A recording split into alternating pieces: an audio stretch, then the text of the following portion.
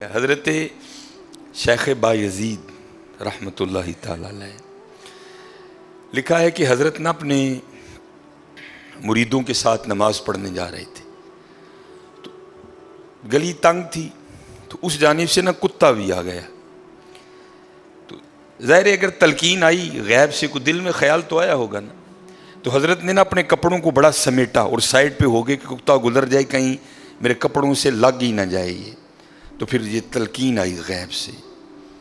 وہ جو کتا ہے نا وہ بول اٹھا, عرض کرتا ہے بایزید کیوں مجھ سے اتنی نفرت کر رہے ہو؟ آپ نے فرمایا تو نجس ہے, میں نماز پڑھنے جا رہا ہوں, میرے کپڑے خراب کر دے گا, میں تو اس لیے پیچھے ہٹا ہوں. تو کتا آگے سے کہتا ہے حضرت اگر میں گیلا ہوں تو پھر نجس ہوں, پھر ناپاک ہوں, اگر خشک ہوں تو پھر تو میں ناپاک ہی نہیں, اگر آپ کے کپڑوں سے لگ بھی گیا تو کچھ نہیں ہوگا, اگر گیلا ہوں تو لگ گیا تو پھر آپ کے کپڑے ناپاک کروں گا.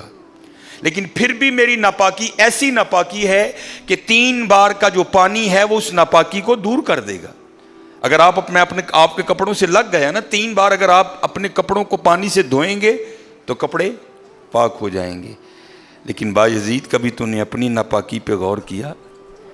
میری ناپاکی تو وہ ہے جس کو 3 پانی دور کر دیتے ہیں, لیکن تیری ناپاکی تو وہ ہے جس کو 7 سمندروں کا پانی بھی نہیں دھو سکتا. جا کے پہلے اپنی ناپاکی دور کر. ہاں حضرت یہ اندر کی ناپاکی.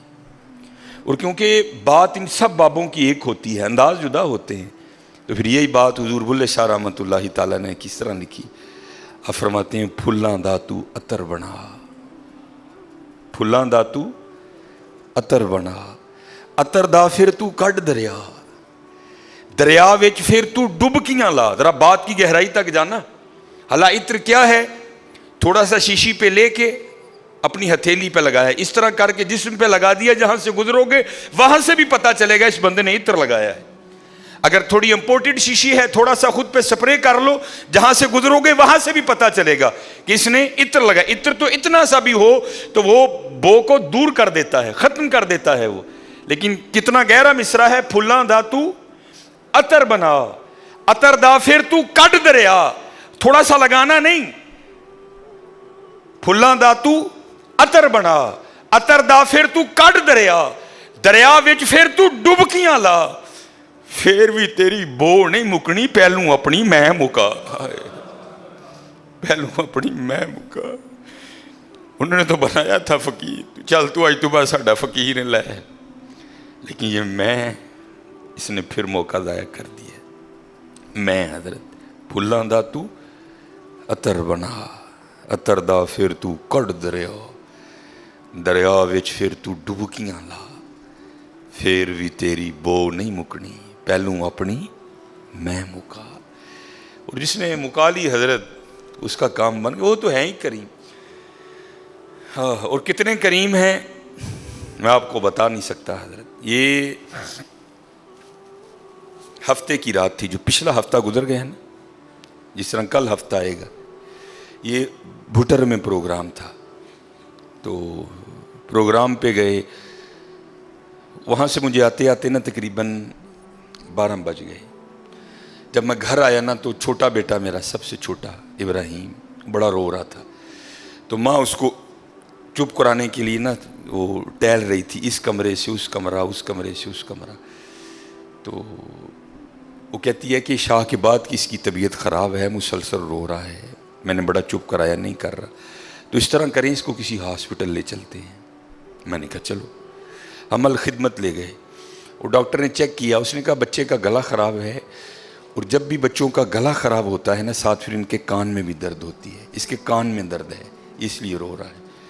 اس نے وہ دوائی وغیرہ انجیکشن وغیرہ لگائے, اس کے کان میں ڈراپس بھی ڈالے. لیکن میں نے کہا نہیں, میں آدھا گھنٹہ ویٹ کروں گا, بچے کی جب طبیعت سنبھلے گی نا میں پھر ہی گھر لے کے جاؤں گا. ہم وہاں بیٹھ گئے. خیر بچے کی طبیعت سنبھل گئی, ہم لے کے نا گھر آ گئے. اب ظاہر ہے بچے کی طبیعت خراب تھی, اس کی ماں نے عشاء کی نماز نہیں پڑھی تھی, میں نے فرض اور سنتیں پڑھ لی تھی, وتر اور نوافل میں نے بھی نہیں پڑھے تھے. وہ بچہ سو گیا, ہم نے اس کو چارپائی پہ لٹایا, آگے میں نے نماز شروع کر دی, میرے پیچھے میرے بیٹے کی ماں نے نماز شروع کر دی. اب میری وطروں کی نا دوسری رکعت تھی, ظاہر ہے ماں بھی یہاں ہی ہوگی, وہ فرض پڑھ رہی تھی، میں وطر پڑھ رہا تھا، یا اس کی تیسری رکعت ہوگی یا اس کی بھی دوسری ہوگی یا چوتھی ہوگی. اب اس کی نا آنکھ کھل گئی، اس نے بڑی شدت سے رونا شروع کر دیا. تو ہر مسئلے کی روح سے آپ نماز توڑ سکتے ہیں، کیونکہ وہ چارپائی سے بس گرنے ہی والا تھا. دودھ ابل رہا ہے، بی بی نماز پڑھ رہی ہے، نماز توڑ کے دودھ بچائے. کوئی کنویں میں گر رہا ہے، نماز توڑ کے اس کو بچاؤ. پہلے توڑ سکتے تھے، لیکن میں نے کہا نہیں، میں نہیں توڑنی. کوئی بات تھا نا حضرت، محبت تو تھی اولاد کی لیکن دل تھوڑا سخت. لیکن ادھر کیا تھا؟ ادھر ماں تھی حضرت. اس نے کیا کیا؟ اس نے نماز توڑ کے نا بچے کو جا کے چارپائی سے اٹھا کے سینے سے لگا لیا. اب میں نے وطروں کی تیسری رکعت پڑھی تو میں مصلی پہ بیٹھ کے نا میں رو پڑا. ہائے،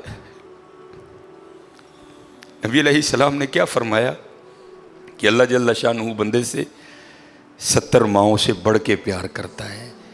یار اگر ایک ماں کی محبت یہ ہے تو پھر اس کی محبت کیا ہوگی؟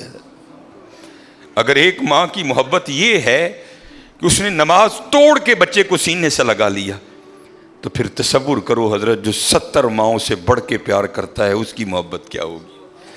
لیکن بات پھر وہی ہے حضرت، ہم تو مائل با کرم ہیں، لیکن کیا ہم تو مائل با کرم ہیں، لیکن آگے سے کیا؟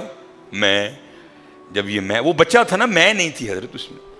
وہ تو پوری شدت سے رو رہا تھا، مجھے بٹھاؤ، مجھے اٹھاؤ، مجھے بچاؤ، مجھے بچاؤ. شدت تھی نا حضرت، اس شدت نے ماں کو مجبور کر دیا کہ اس نے نماز توڑ کے بچے کو اٹھایا. یہاں بھی جب شدت آتی ہے نا حضرت، تو پھر دریائے رحمت ایسا جوش میں آتا ہے کہ بگڑی بن جاتی ہے. لیکن پھر کیا ہے؟ ہم تو مائل با کرم ہیں، کوئی سائل ہی نہیں.